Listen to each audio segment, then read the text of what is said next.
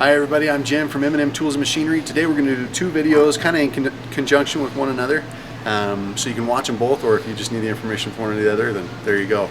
The first video we're going to do is actually on the Kreg precision miter gauge. This miter gauge is awesome. There's a few out there on the market that are really good. The W's nice, Eeker's nice. The Kreg is a really nice miter gauge. This is one that we sell, so therefore why we're doing the video. But very precise. The stop on it's really handy. What we're going to do in this video is we're actually going to set it up, and then once we have it set up, then we'll show you some tips on it and whatnot. We're going to do like a time-lapse, I guess, video on setting it up, and then I guess unboxing and setting up. The second video we're going to do is basically related to the saw stop and kind of how these work in conjunction with one another. But hopefully we'll be able to to segment the videos a little bit where they'll be independent of each other. So anyway, keep watching and holler at us, of course, if you have questions. So, okay, so unboxing, we've got our instruction manual, of course. I actually don't even know. Looks like you can sign up for a little newsletter. Maybe that's free project plans. That's probably good. Okay, your aluminum backer, if you will. The cool thing is since you have T-track slots, you can attach multiple things to the face or to the top. So of course it comes with a stop for the top. But if you wanted to attach a sacrificial front face to the fence, you could. So, and then this right here is how it attaches to the miter gauge itself. So then here is your miter gauge. Alright, there's your angles, super precise. You've got your stops, that's where this goes in.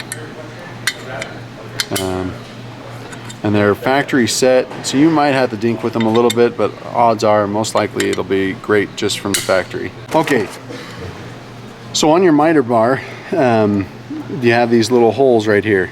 And what you do is you take these little guys,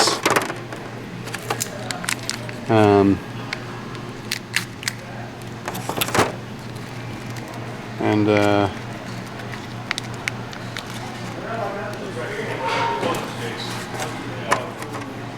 you put these in here, and you see you can just kind of just barely make it out right there. That's where you can put a little screwdriver in to the one side. And so what you'll do is you'll run them in opposite directions on both sides. So you're going to run these all the way in. So on this side I've got the screwdriver slot facing this way. On the next one I'll have it facing this way, and so on and so forth all the way down. And what you do is then you go and kind of true it up to your miter gauge on your saw. It's really cool, very handy.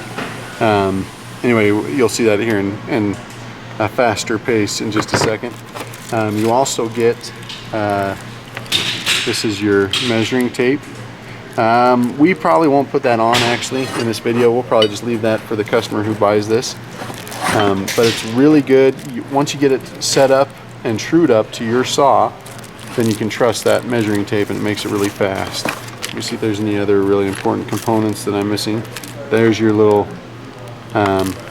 sight glass, your line for the measuring tape that goes onto this. I think that's got the gist of it, so we'll just kind of start putting it together, and if there's anything important, we'll stop the fast pace and explain it.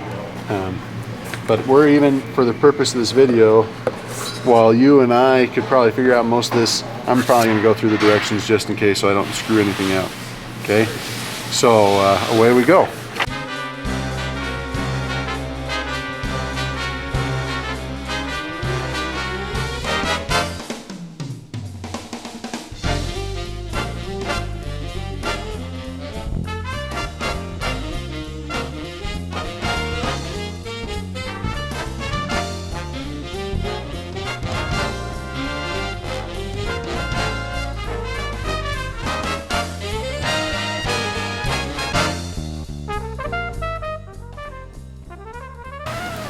Okay, everybody, note that this little deal right here, you will use this in a table saw miter gauge and then in some router tables, but not all router tables. You'll use this if you have a, here, we'll go over there and show you. It'll make more sense. So if the slot in your router table or your table saw looks like this, then you'll use this little round washer. The point of this is to make it so that you know, when this is in use, it doesn't come out of the slot. And you'll see that once it's all put together in there. Not all router tables have that feature. So on some router tables, on some router tables, the only thing you'll do is leave the bar just like this. You won't add on this little piece.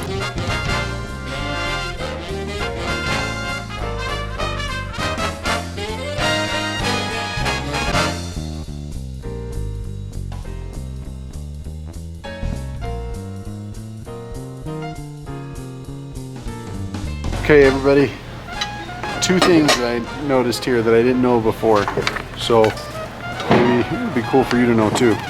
See this little part that we just put on? It's really a great idea. So let's say you're using your miter gauge and you got 50 of the same cut to do, but then you forget to make 2 of this one cut, so you have to go backward and make those 2 cuts and move the miter gauge. Well, you put this on and you set it to where you are, on whatever the angle is, so you're not hitting the blade. You set it up right there, and then go ahead and move the fence wherever it's supposed to go. And then once you're done with those other 2 cuts, you can come right back to your stop, right there, wherever your setting was. So it's a really good idea. That's a great idea. I never knew they had that. The other cool thing, these right here, these little nylon cap screws, those, once we put this on, if our fence it needs to be trued up just a little bit, so the face needs to be brought forward on one side or the other to get the angle right, you can with these. It's a really great idea.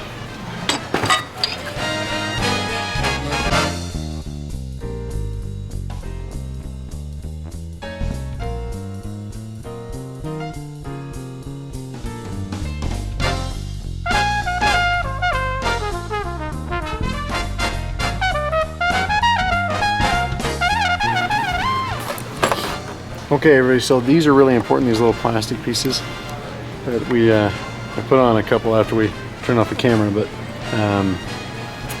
well, they look like that. But those little plastic pieces are really important because they, number one, make it so that this slides easy, and then number two, they take out the slop.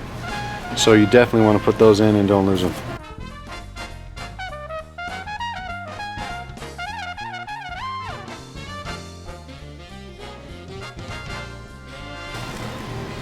Okay, and I think to adjust this and fine-tune the adjustment, you probably just move that in and out. Looks to me like this is just a pusher piece right here. Just it applies pressure to that to hold it in place.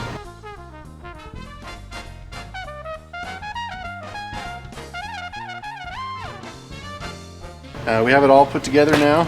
Very nice. Looks sexy too, right? Like I already said, definitely when you get it, you want to go through the manual and just read up on the finite adjustments so you get it trued up exactly to your saw. If you're using this on multiple tools, it's not going to be exact to all your tools, but it'll be close. So, and it gives you all the directions right here, and I'm positive that there are videos online that go over it as well.